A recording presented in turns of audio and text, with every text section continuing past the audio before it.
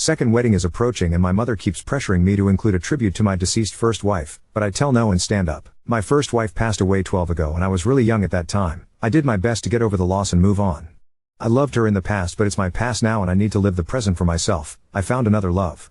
I met my girlfriend 7 years ago. I love her and she has always respected that I am a widower. I don't really name my first wife except on occasions when I tell an anecdote where she is there, and I don't have pictures or anything of her in my home. I don't have pictures of anyone actually. Frames do not fit the decoration of the house. I want to give my girlfriend the place she deserves. I've had many bad experiences in a grief help group and learned what not to do in a new relationship. I'm going to get married in November. At first I didn't know whether to invite my first wife's family because I didn't know if they would want to attend, so I never said anything to them or invited them to the wedding. I don't talk with them except for a text every few months, but her mother was the one who texted me to tell me that she would be very happy to go, so I ended up inviting her and her husband. They kinda invited themselves and I have problems with saying no, much more in that kind of situation. On the weekend we were putting some things together and my mother told me that it would be good to put an extra chair in honor of my first wife. That was an idea of my late wife's mother, but she didn't talk about that with me first but with my mother. We pay per seat. Each chair we put up is charged as if it were a person. They would even charge me for drink and food, as if someone was really present, and honestly I am quite tight financially on the wedding, so I think it would be a waste of money and something symbolic, because if I do that for her I also have to do that for all the members of my family who died because they would complain about it. My father and brother also died, so that would be even more money. I'm not a spiritual person neither, so I don't believe in those things and I don't like any kind of ritual or symbolic thing. I also don't want to have a moment to talk about deceased people and kill the atmosphere. I just want a nice and joyful wedding for my girlfriend. Just to make my mother shut up, I said that if someone offers to pay the money I will ask for more chairs. There would be 7 relatives, too many. I knew that nobody was going to pay for that, because I can't spend money in more things, but no one talked and I thought that she would forget that. But my mother said that then I should include photos of me with my first wife when they show the typical video of the bride and groom as they grow up. I just don't want to do that. I even find disrespectful for my girlfriend to put pictures of my first wife when I'm getting married again, let alone make a whole video about those times. It's just weird to me, but I know that there are widowers who have done so. It leaves me confused. My first wife appears in some of the photos I chose to go through in the video, not the one my mother wants me to do. In photos where I'm traveling with friends or family, it's not that I'm hiding her identity or anything like that, but I just want that moment to be my wife and mine. I already healed. My mother has been doing everything to make me feel guilty, and honestly it's hard not to feel guilty when the words come from a person who went through the same thing as me. I know my girlfriend would agree because she's really kind and she has already said that she is not really interested in what others think because she is the one who will be my wife. I'm the one who feels uncomfortable, Ada? I want that moment to be my girlfriend and mine. I already had that moment with my first wife years ago. Now I want to have this moment with her. Is it a bad thing? Edit. Please stop recommending me to make a table with photos of the dead, make a speech, put centerpieces, etc. I don't want to do any of that. NTA. Money aside, tribute chairs at weddings mean if only this person were alive today, they would be sitting here. That's true if it would be Op's dead parent or grandparents or sibling. But this is Op's late wife. If only she were alive today, the assumption is that Op would be married to her and not marrying his current fiancée. Even if he were divorced, it is unlikely his ex-wife would attend the wedding now, unless they parted on extremely friendly terms. It seems that Op's in-laws from his first wife just want her to be acknowledged because this is a difficult moment in their grieving process. If Op puts pictures around, and an empty chair and gives a toast, or whatever else they will ask for, then they can pretend Op hasn't moved on and his late wife still takes precedence. Op, don't do it. It takes something away from the most important romantic relationship in your life today, to use your wedding day as a time to honor your late wife. Update 1. I talked to my girlfriend about the exact situation. Until now she had always said that she doesn't care and supports me in whatever I decide. But when I told her that it makes me uncomfortable and what my mother said, she just got angry and told me, let's talk to your mother. She has the balls, I don't have, TBH.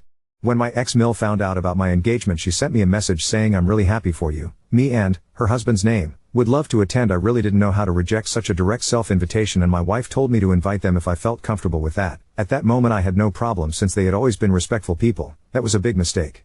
I talked to my mother and she showed me that my ex-Mill started to send her random messages after I posted about getting married with my girl. My ex-Mill sent her messages like, today I really miss my Dow. Sure, it's a shame that your son is forgetting her since it would be a good idea to visit her grave, but he never wanted to, or my daughter really would have loved to attend the wedding. She even sent audios to my mother saying a lot of other things. They had contact from time to time, so my mother didn't find that too weird.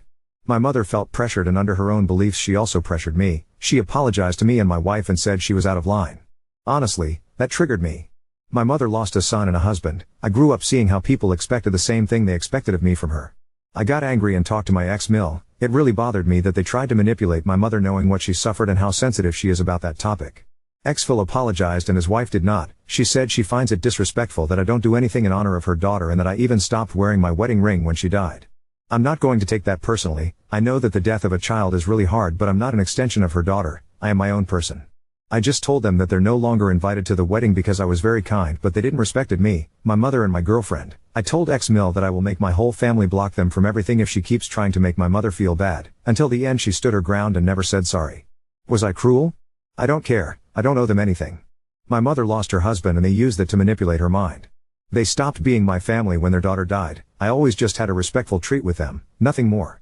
I won't make a table in honor of anyone. I won't make a video in honor of anyone or anything like that because me and my wife want it to be a happy day. I'll only have my brother's favorite beer and wine because it's something that cute drunk told me in life that he wanted, ha. My wife said she never lost anyone close to her, so she really doesn't need to pay tribute to anyone. The only thing that will be honored will be the union of me and my wife's, because that's the thing that makes my days perfect and filled with happiness.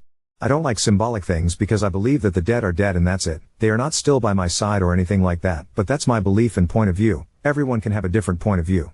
To be honest, I thought I would get a lot of OODA. Since my father passed away, it has seemed strange to me how people see widows and widowers. Everyone wanted my mother to continue loving my father even after he passed away, and when it happened to me I felt the same pressure. I'm a bad person for loving my girlfriend so much more than I loved her? Am I wrong for feeling that the worst loss in my life was my brother's and not my wife's or father? All the widows have pictures of their deceased partners. I'm a bad person for not wanting to do that? Should I still wear my wedding ring like the widows from the grief counseling does? But I don't want to, or am I a bad person for not feeling anything for her anymore? I felt guilt many times long time ago. They were questions that I asked myself daily as soon as I began my relationship with my wife, questions that I don't ask at all anymore, but they really tortured me because what is usually expected of a widower is that we are that forever, never the husband, eternally the melancholic character even if we have found someone new. We are always expected to love our deceased partner even if we have a new person, because you can romantically love two people at the same time, but what if I don't want to? What if that's not for me and I want to give all my love to just one person? What if I want to move on with my life? I think at this point I'm just venting, so I'm sorry if you made it this far. Ha, be kinder to new wives and husbands and don't force them to be the big person. I felt ready to start dating 2 years later and I met the love of my life a few years later. But I know a lot of married people who shouldn't be because they're still grieving and sending all that mental load to their partners or making them feel like a second place. Please learn that it is good to be alone when you do not feel ready. There's nothing wrong with being single, and don't make an innocent person suffer with you.